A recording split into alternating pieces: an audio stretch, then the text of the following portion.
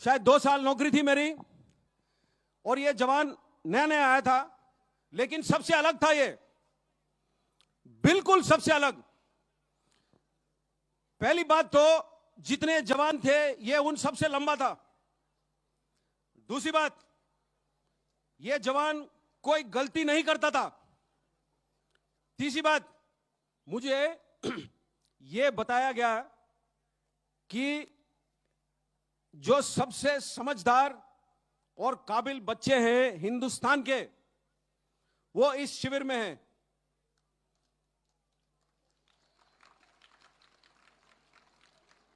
तो मेहरबानी करके उस सोच के काबिल बनिए। तो ये जवान सबसे अलग था। 2 महीने के अंदर जितने अभी तक हमने बातें की, लीडर बन चुका था। लोग उसको देखते थे और उम्मीद करते थे कि वो उनको मदद करे, वो उनको रास्ता दिखाए। ये 2 महीने के अंदर है। सबसे पहले मौका आया, हमारा एक परीक्षा होने वाला था जिसमें हमने 4 दिन चलना था।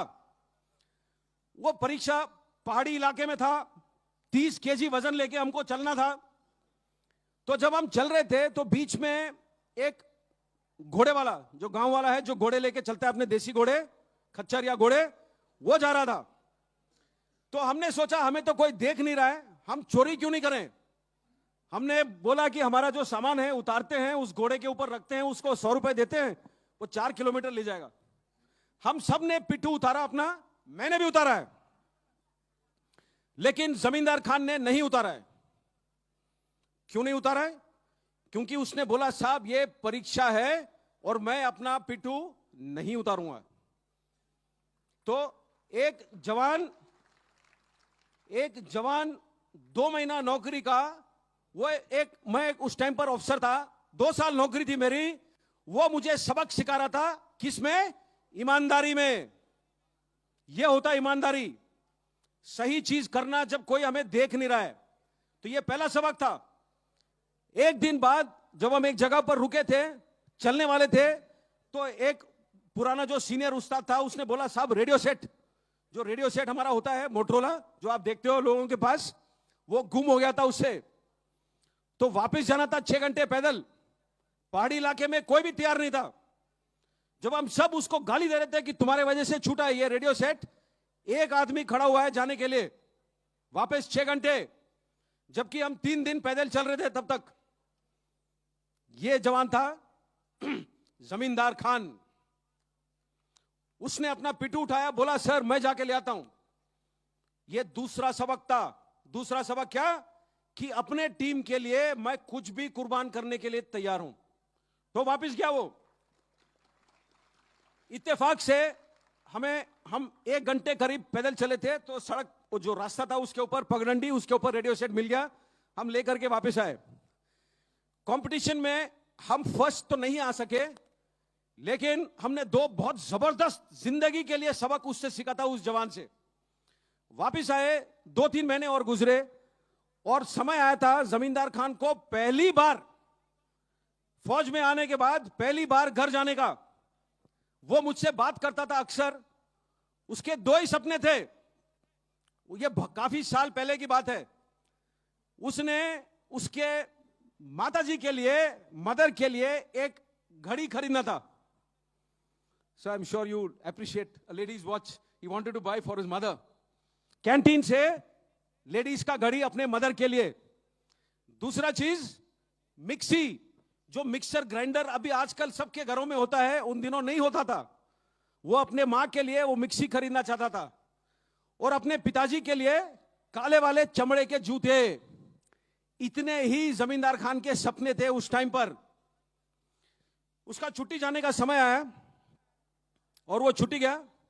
शाम को 6 बजे मुझे फोन आया रेलवे स्टेशन मास्टर से। जैसे छोटा गांव है वैसे ही छोटा स्टेशन था, 2 ट्रेन चलती थी वहां से। स्टेशन मास्टर का फोन आया और मुझसे स्टेशन मास्टर ने बोला कि सर बहुत मेहरबानी, स्टेशन में आग लग गया था लेकिन आपके जवानों ने मदद किया और मैंने किसी जवान को नहीं भेजा था मदद के लिए। तो जब उसने आग बोला था तो हम सब क्यूआरटी लेकर के, मैं खुद गया था रेलवे स्टेशन। रेलवे स्टेशन में जो वेटिंग रूम था उसके बगल में होटल भी था छोटा सा। उस होटल के वजह से गैस सिलेंडर या बिजली का शॉर्ट सर्किट आग लगा था और पूरा जो वेटिंग रूम है वो फुल जला हुआ था। हमारे आने से पहले 2 फायर इंजन वहां पर पहुंच गई थी और उन्होंने पानी डालकर आग को बुझा दिया था। क्योंकि आग लग गई थी, रेलवे स्टेशन की लाइटें बंद हो चुकी थी, अंधेरे का टाइम था। जैसे मैं वेटिंग रूम के अंदर जाने लगा तो पूरा धुआं था। कहीं शॉर्ट सर्किट का बिजली हो रहा था, कहीं पानी टपक के करके पानी जैसे भाप होता है एकदम गर्म तवे पे, वैसा हो रहा था। यह माहौल था उस कमरे में, पूरा धुआं था। हमने सब ने रुमाल गीला करके रखा था अपने पास।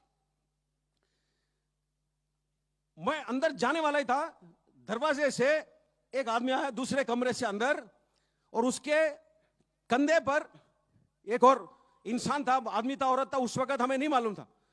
तो नजदीक आया तो मैंने देखा जमींदार खान। उसने सबसे पहले उस इंसान को मेरे हाथ में दिया है। वो एक यंग लेडी थी, एक जवान औरत, तकरीबन 22 या 23 साल। वो होश में नहीं थी। उसने मुझे दिया है। मैं जमींदार खान को रोकने ही वाला था, उसने बोला साहब छोटा बच्चा है, और वो भाग चला अंदर गया है। तकरीबन 2 या 3 मिनट बाद वो एक छोटे बच्चे को लेके आया, पूरा लपेटा हुआ था। जैसे ये मान लो ये कपड़ा, अभी इतने गंभीर हालत में उसका दिमाग फिर भी चल रहा था। उसने या तो पर्दा है, पर्दे को खींचा था, या तो जो बेडशीट था वो बेडशीट को बाथरूम के बाल्टी में उसने पानी में भिगोया था और उस बच्चे को पूरा लपेट दिया था उसके अंदर, पूरा फुल। मतलब बच्चे का हमें कुछ भी नजर नहीं आया, लेकिन गीला था वो। और उस बेडशीट को गीला करने के वजह से वो बच्चे को कुछ भी नहीं हुआ है, कुछ भी, मतलब एक बाल भी नहीं जला उस बच्चे का। वो बच्चे का उम्र था 6 या 7 महीने। जब जमींदार खान बाहर आया था ये बच्चा देने हमें, तो उस वक्त उसके सिर पर एक चोट था, उसका कमीज फटा हुआ था, यहां से खून निकल रहा था और नीचे से कमीज थोड़ा जला हुआ था। बच्चे को दिया उसने बोला साहब एक आवाज आ रहा है, मैं जा रहा हूं, और फिर वापस गया है। अब मैं वापस क्यों उसके साथ उस वक्त गया नहीं, ये मैं नहीं जानता हूं। हो सकता है मैं उस जितना बहादुर नहीं हूं, या था। हो सकता है मैंने सोचा कि मेरे को बाहर रह करके बाकी को काबू करना है, हो सकता है मेरा दिमाग चला ही नहीं। लेकिन मैं उसके साथ तीसरी बारी उस कमरे के अंदर जा नहीं सका। इस वक्त तक हम सब बाहर खड़े होकर के खांस रहे थे, लेकिन वो फिर गया अंदर तीसरी बारी। जब मुझे थोड़ा सा अकल आया तो मैं भी जाने लगा, तो ऊपर से एक जो लकड़ का वो बीम होता है, वो बीम गिरा और हम जा नहीं सके आगे। लेकिन 2 मिनट बाद एक और इंसान को वो लेकर आया उठा के। ये एक बूढ़ी औरत थी, बूढ़ी औरत बिल्कुल बेहोश थी और उसका बाएं हाथ जला हुआ था।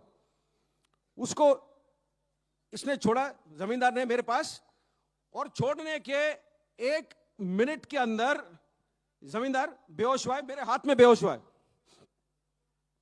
जमींदार खान को तो हम ले गए बाहर। हमारा जब यूनिट गया था, क्यूआरटी गया था, तो एमआई मेडिकल डॉक्टर वगैरह सब जाते हैं उसकी गाड़ी में। जो ये 3 लोग थे, एक नानी थी, उसकी बेटी और उसकी बेटी। सबसे छोटी का उम्र 6 या 7 महीने था और नानी का उम्र तकरीबन 65 साल। एक ईमानदार इंसान के वजह से 3 लोग उस दिन बचे हैं।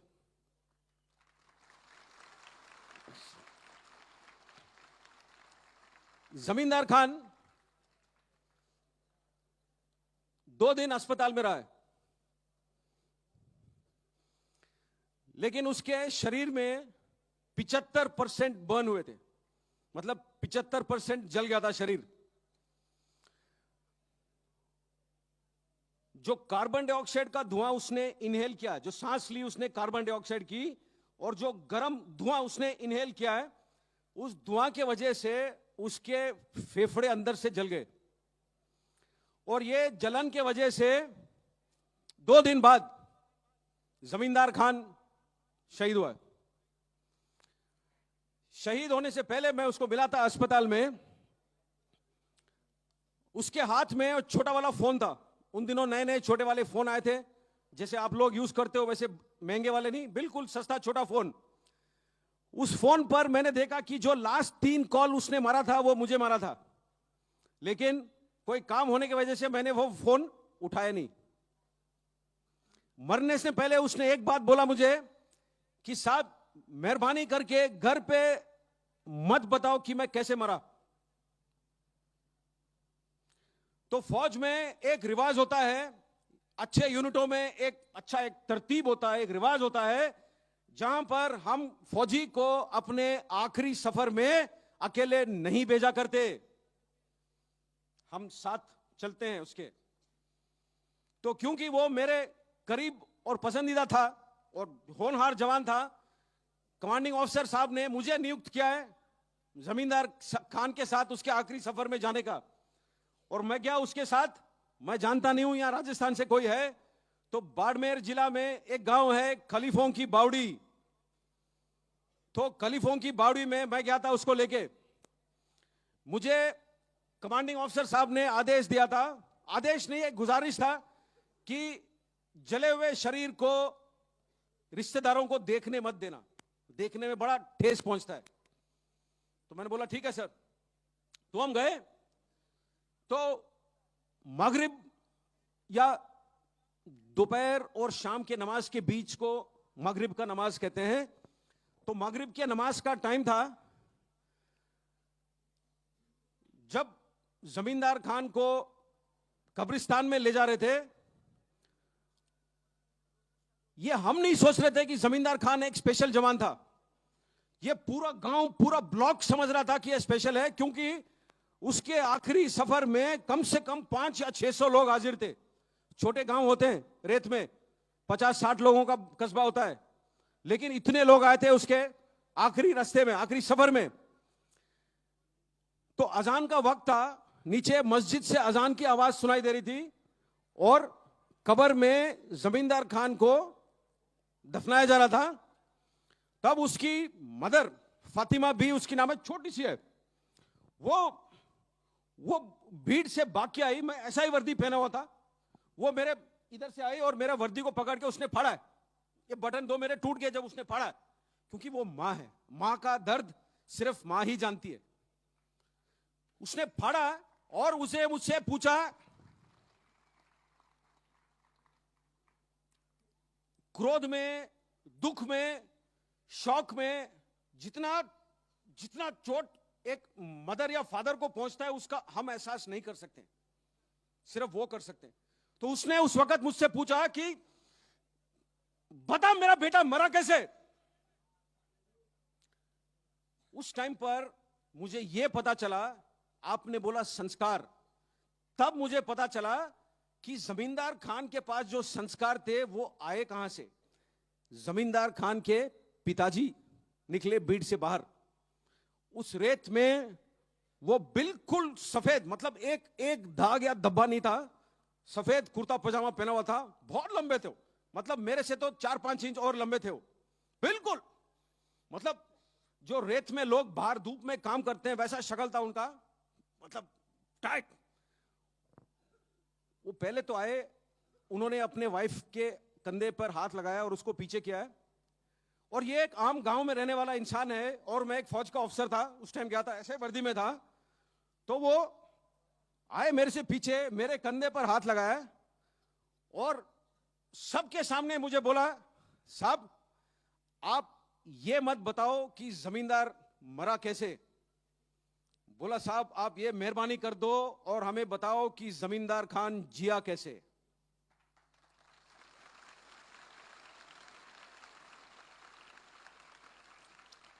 तो इतना याद रखना बच्चों, हम सब मरेंगे, ये गारंटी है मेरा। लिख के ले लो, कहीं भी लिख के ले लो, किसी से भी लिख के ले लो। आज तक नहीं मरने वाला पैदा ही नहीं हुआ है, लेकिन आप जिंदगी जियो इस तरीके से कि आपके जाने के कई कई सालों बाद लोग बोले कि अगर जीना है तो ऐसे जीना है। तो जमींदार खान बनने की कोशिश करो आप।